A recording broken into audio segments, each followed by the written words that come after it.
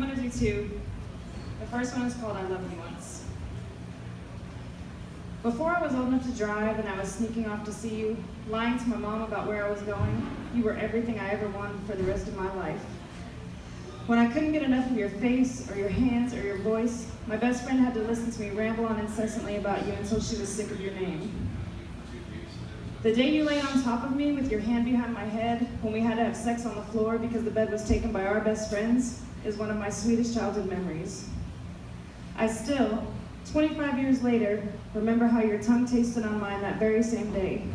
And I remember being so scared to walk home after that mouth that tasted like every candy I ever loved left a hickey on my chin. It only took me from Liberty Street to Raspberry Street to fabricate that it was a bruise from a fight that I got on my way home from school. Some girl on the railroad tracks tried to jump me, I said. She looks way worse. Not a scratch or a tear in my clothes. I know my mom didn't believe it, but she acted like she did. Thanks, Mom. And a few short weeks later, when tragedy forced me to move away, I would talk to my best friend, and my first question would always be, have you seen him? She always said no, until one day she said yes. But she didn't talk to you, so I was still left with a vacant hole where I was sure you'd be someday. Time went by, we grew up, we had lives, we were strangers just like before I loved you. The world started moving faster, technology evolved. One day, I found you on Facebook. I loved you again. I looked through your pictures and saw your smile hadn't changed.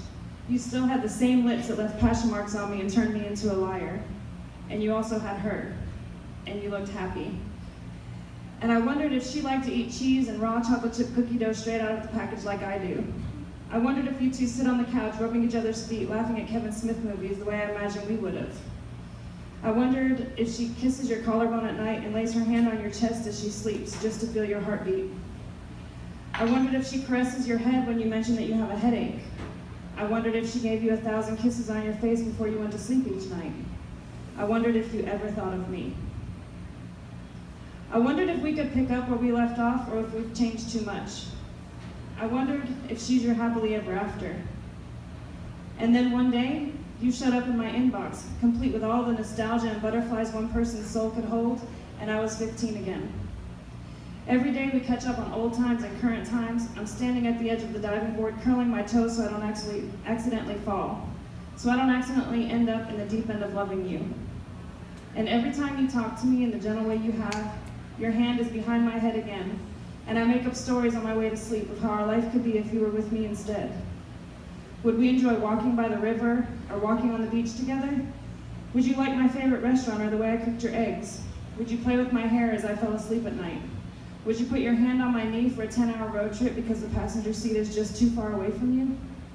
Would you sit by the fire with me getting drunk on vodka and love notes that we've written each other? Or do I just have a vivid imagination? I want to wish you well. I also want to be selfish. I want to wish a breakup on you. I want to be your happy place. I want to finish what we started, even if it doesn't end in happily ever after. But I don't want to ruin your happily ever after to get mine. So I sit behind my keyboard, writing and rewriting messages that you'll never actually send, saying words to you that I'll never actually say, imagining a life with you that I'll never actually have. And I dream on a cliff holding your hand as I fall in the deep end of losing you again.